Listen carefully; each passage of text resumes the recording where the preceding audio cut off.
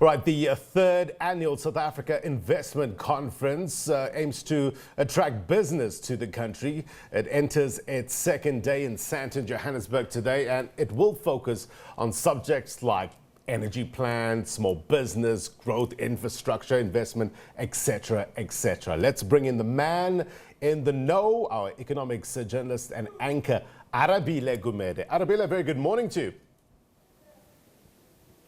Yeah, it's a good afternoon. Well, good morning to you, Blaine, really. It's a conference like no other, right? We are expecting President Cyril Ramaphosa to open proceedings on what is day 2 then of the South African Investment Conference. As you noted, the topics of discussion could certainly vary. Everything from energy right through to infrastructure, which has continued to be the big holding issue then as well, that the President has said is aimed at reviving South Africa's economy. But the small businesses themselves also need to be picked up, of course, right? We've seen in many instances that COVID-19 has continued to affect just how many people are able to do business in this time, and whether that growth will continue to spur South Africa on is going to be a function of the continued assistance, not just of government, but certainly other private sector holders as well in the midst of all of this. So where to from here? Let's talk about this though as we preview day 2, where we're expected to get a few more commitments, perhaps a few more promises, notes as well then from the President as to where we're going from here. I am joined then by Khanki Matabane, who is the CEO of Black Business Council, then joining us. Khanki, thank you so much for the time, really appreciate it. Let's talk about the prospects, you think, for South Africa, particularly when it comes to the investment climate we currently sit in. How difficult is it to lure more investors, considering where we are? Thank you very much for having us. There's many challenges that we, for example, as a country, we are facing, mainly caused by COVID. So you cannot discount that when you're trying to get investors to come and invest in the country. So we need a climate that is conducive for investors so that they can assist by bringing their investment in the country to spare the growth of the economy. We've got serious unemployment that we need to deal with. Almost more than 50% of our young people are unemployed. So something has to be done to deal with that matter. We need economic growth, and you can only get that by getting investment into the country, but the environment has to be conducive. The difficulty is, I guess, that the environment hasn't been conducive for a very long time. Yes, COVID has certainly made things worse, but South Africa has had its own flaws and own goals for quite some time now. Do you think that countries will be able to overlook that, considering that we're now into the 3rd installment of this, and we're perhaps just over halfway with regards to the funds that the President is asking for over a 5-year period? I think if you look at what has transpired in the past few weeks, where people have been charged, that on its own will give confidence to investors that people are not doing as they wish, because it's important that the rule of law must be respected for people to come and invest in the country. The economic reconstruction and recovery plan, it has to be implemented, and the big part of that implementation involves infrastructure. So we need as many investors as possible who can come and invest in infrastructure, so that you, for example, you do what is called public goods investment, where you build schools, you build roads, so that people who've got, for example, wanting to invest in mining environment, they are able to invest because at least they know their goods can move from one place to the other. So you need as much investment as possible from the foreign investment people, so that you can spare the growth of the economy. Khanki, are we focusing on the right areas though? I mean, you speak about that reconstruction and revival plan for South Africa's economy that the President set out. Yes, it focuses on energy, infrastructure and the like as well, building schools, creating more employment in the social development industries, in education as well. Are we focusing on the right areas for South Africa's not just immediate growth, but sustained growth for the future as well?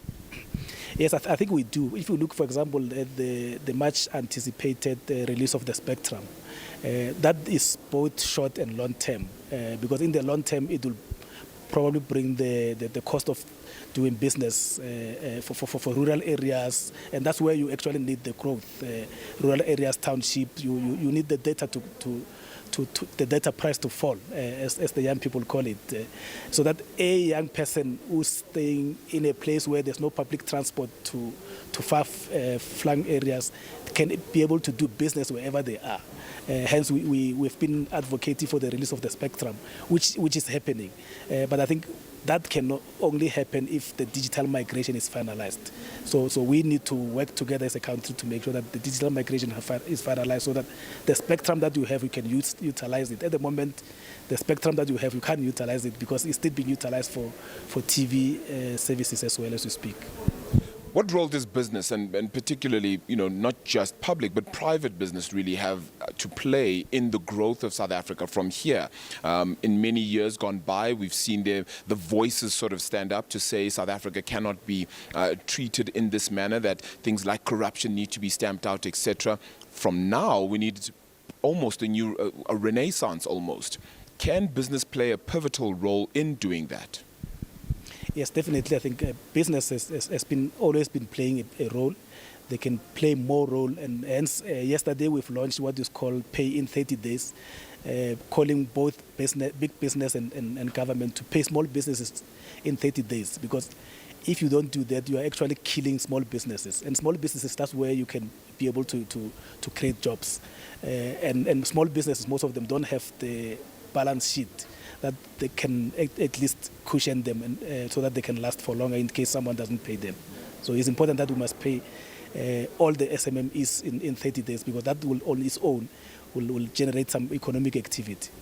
Mr. Matabane, thank you so much for the time. Really appreciate it. Thank you for joining us here on the SABC. So, as you can tell then, you're going to need, yes, a conducive environment, but you also need South Africa to perhaps stop playing a role in perhaps, unfortunately, hindering its own progress. A lot is still needed. Yes, the reconstructive and recovery plan that the president has set out can work if it is implemented, Blaine. Perhaps a little more word from the president will be set out at around 2 p.m. this afternoon as he kicks off day 2 of the South African Third Investment Conference. We'll continue, of course, to have the latest for you right here then at the Sandton Convention Center. Blaine, it's back to you though in studio. Arabile, this year has seen, as you would agree, an unparalleled economic challenges as a result of the global coronavirus pandemic. And since 2018, we know that over 650 billion rand of investment commitments, operative word, commitments, were made at these conferences. What are you hearing on the ground in terms of where this money, how much of money has come in thus far? And, can we see any change? I suppose that is going to be the big question. So very muted with regards to what exactly has been agreed. I mean, we do have corporations like Anglo-American here, like Naspers, who really have been the bedrock of South Africa's not just equity market, but really foundation in technology as well as in mining, and trying to grow South Africa's growth picture quite prodigiously and as much as possible too. So it's going to be very interesting then as to how exactly we'll be able to unlock that growth picture.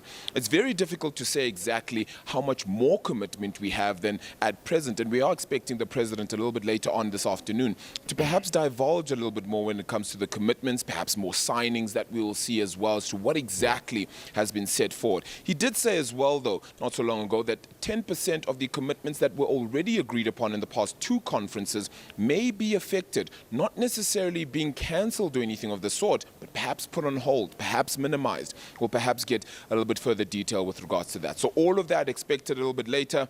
It is indeed going to be an interesting one. South Africa needs as much help as it can get. SABC economics anchor Arabile Gumede. Thank you, sir.